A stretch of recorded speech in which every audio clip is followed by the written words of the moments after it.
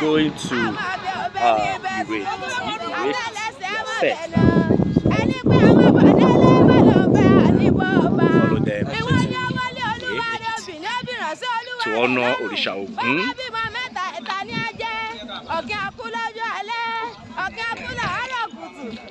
So let's enter Iro-Ekiti now.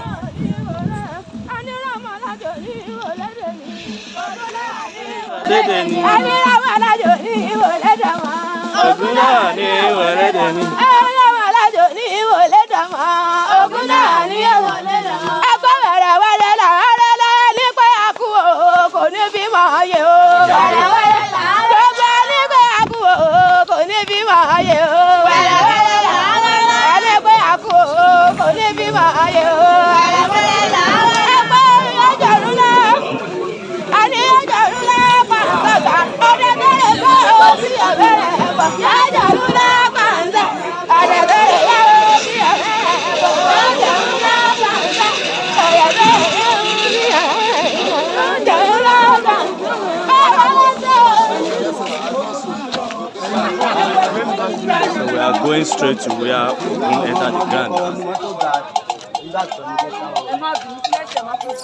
Hey!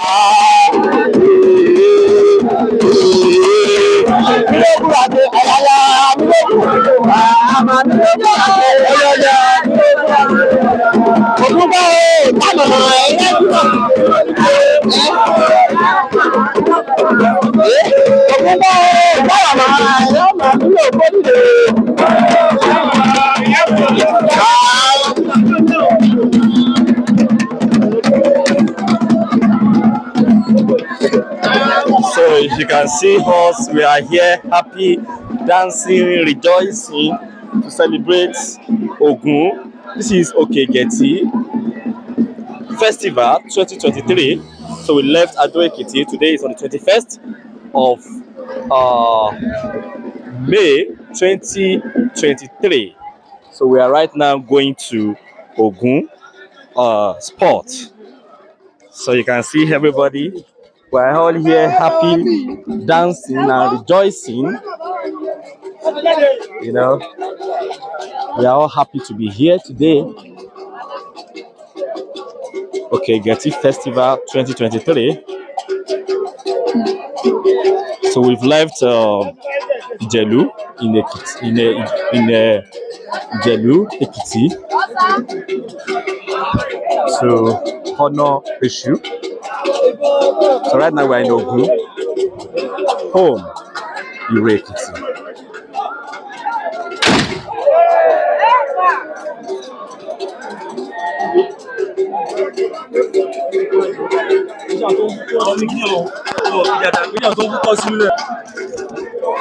So this is where Ogun used to make irons. You know, this is the spot. This is the building right here.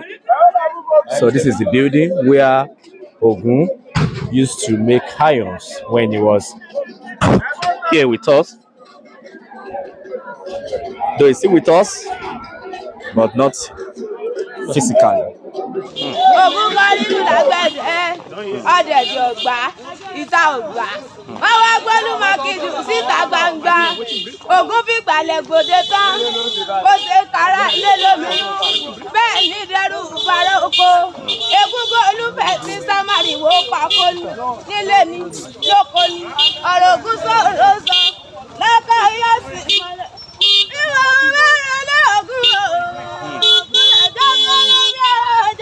Please don't enter this place.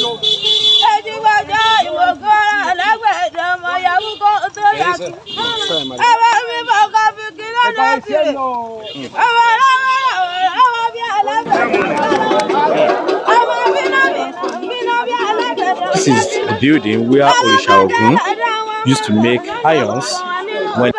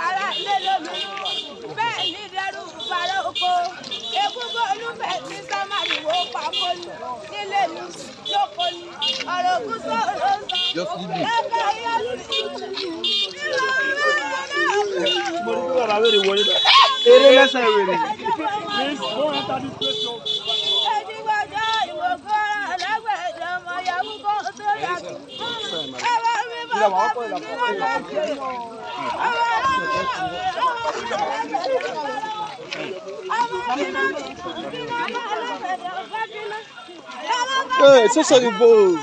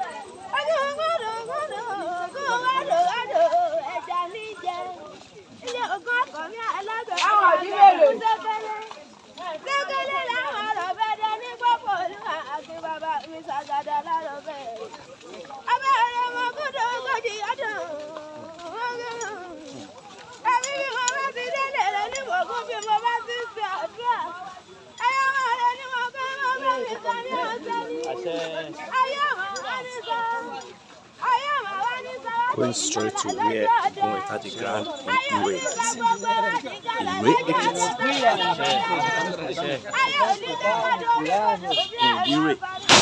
Hey, Ogunye!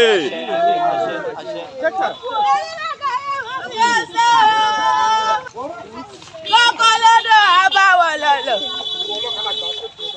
Ogun àwò lọ́kàn àdìjọ́sìn mọ́lẹ̀.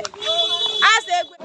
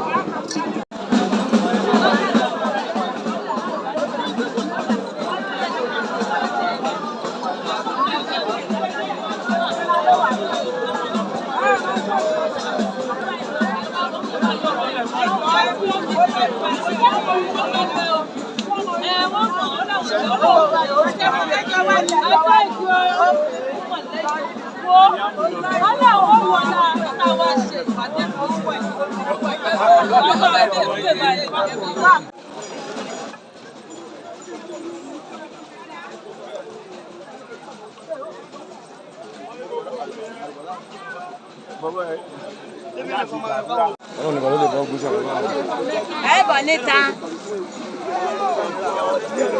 Orí ọjà jẹjẹ ṣe ògùn ìṣèlire. Orí ọjà jẹjẹ ṣe ògùn ìṣèlire. Orí ọjà jẹjẹ ṣe ògùn ìṣèlire. Orí ọjà jẹjẹ ṣe ògùn ìṣèlire. Orí ọjà jẹjẹ ṣe ògùn ìṣèlire. Orí ọjà jẹjẹ ṣe ògùn ìṣèlire. Orí ọjà jẹjẹ ṣe ògùn ìṣèlire. Orí ọjà jẹjẹ ṣe ògùn ìṣèlire. Orí ọjà jẹjẹ ṣe ògùn ìṣèlire. Orí ọjà jẹjẹ ṣe ògùn ìṣèlire. Ọkùnrin ọjà ṣe ògùn ìṣèlire. Orí ọjà jẹjẹ ṣe ògùn ìṣèlire. Ọjà jẹjẹ ṣe ògùn ìṣèlire. Orí ọjà jẹjẹ ṣe ògùn ìṣèlire.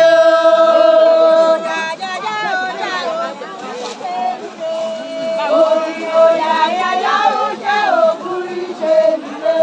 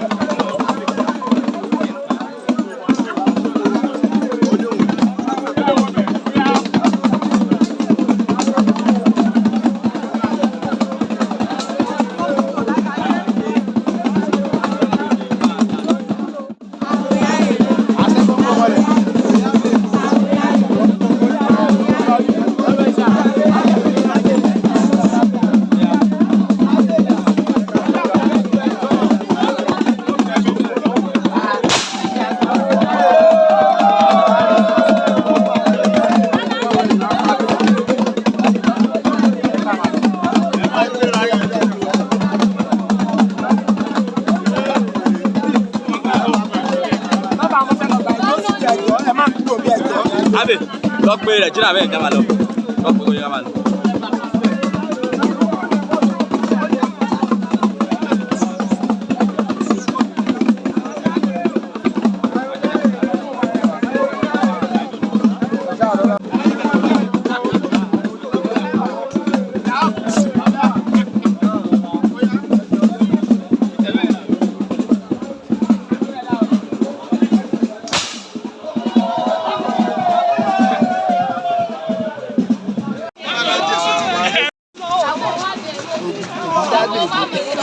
Oye, vale, ve.